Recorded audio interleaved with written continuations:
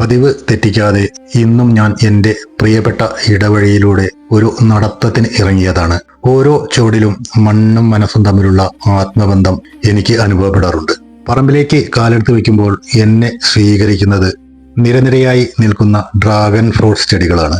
കടകളിൽ അത്ഭുതത്തോടെ കണ്ടിരുന്ന ഈ അതിഥി ഇന്ന് നമ്മുടെ മണ്ണിലും സമൃദ്ധിയായി വളരുന്നു. കള്ളിമുൾച്ചെടിയെ ഓർമ്മിപ്പിക്കുന്ന രൂപമാണെങ്കിലും നാവിലലിയുന്ന മധുരവും ആരോഗ്യ ഗുണങ്ങളും ഈ പഴത്തെ പ്രിയപ്പെട്ടതാക്കുന്നു. തൊട്ടടുത്ത് തന്നെ ഒരു കടപ്ലാവ് കണ്ടില്ലേ? 3 വർഷം മുൻപേ ഒരു കുഞ്ഞു തൈ വാങ്ങി വെച്ചതായിരുന്നു ഞാൻ. ഇന്നവൻ വളർന്നു വലുതായി. അതിൽ നിറയെ കായ്ച്ചു നിൽക്കുന്ന കടച്ചക്കകൾ. പണ്ട് തറവാടുകളിലെ പഞ്ഞമാസങ്ങളിൽ മലയാളിയുടെ വിശപ്പടക്കിയിരുന്ന ഈ കടച്ചക്ക വിഭവങ്ങൾ ഇന്നും രുചിയുടെ കാര്യത്തിൽ മുൻപന്തിയിൽ തന്നെയാണ്.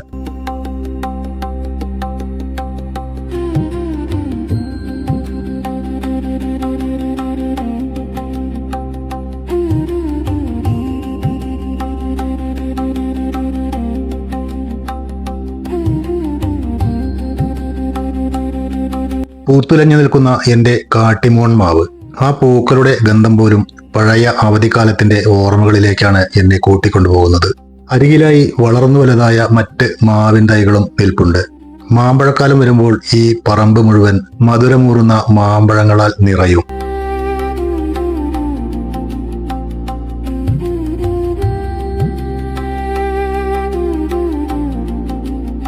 പറമ്പിന് പുറത്തിറങ്ങി വീണ്ടും ഇടവഴിയിലൂടെ നടക്കുമ്പോൾ കൺമുന്നിൽ ആ പഴയ രീതിയിലുള്ള ഒരു ഓടിട്ട വീട്. കാലം മാറിയപ്പോൾ കോൺക്രീറ്റ് സൗധങ്ങൾക്കിടയിൽ ഇത്തരം കാഴ്ചകൾ ഇന്ന് അപൂർവമായിരിക്കുന്നു. ഈ ചുവരുകൾക്കുള്ളിൽ എത്രയെത്ര കഥകളും സ്നേഹ നിമിഷങ്ങളും ഒളിഞ്ഞിരിപ്പുണ്ടാവും. യാത്ര അവസാനിക്കുന്നത് പച്ചപ്പട്ട് വിരിച്ച വിസ്തൃതമായ പാടശേഖരത്തിലാണ്. തോടരികിലെ കുളിർമയും കാറ്റിലാടുന്ന നെൽക്കതിരുകളും മനസ്സിനെ വല്ലാതെ ശാന്തമാക്കുന്നു.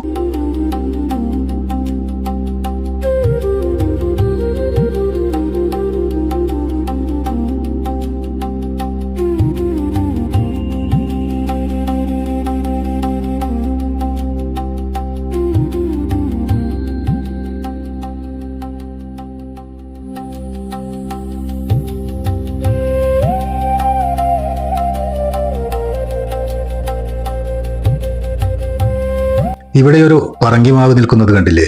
കശുമാമിയുടെയും പറങ്കി അണ്ടിയുടെയും ആ പഴയ രുചി ഓർക്കാത്തവരായി ആരുണ്ടാകും?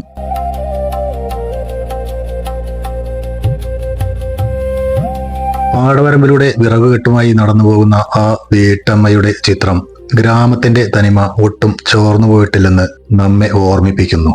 യന്ത്രവൽകൃതമായ പുതിയ ലോകത്തും ഇത്തരം ജീവിത കാഴ്ചകൾക്ക് നൊമ്പരമുണർത്തുന്ന ഒരു സൗന്ദര്യമുണ്ട്. ഗ്രാമത്തിന്റെ ഈ കുഞ്ഞു കാഴ്ചകൾ കണ്ടു തീരുമ്പോൾ മനസ്സിൽ ബാക്കിയാകുന്നത് നഷ്ടപ്പെട്ടുപോയ ചില നല്ല കാലത്തിന്റെ മധുരമുള്ള ഓർമ്മകളാണ്.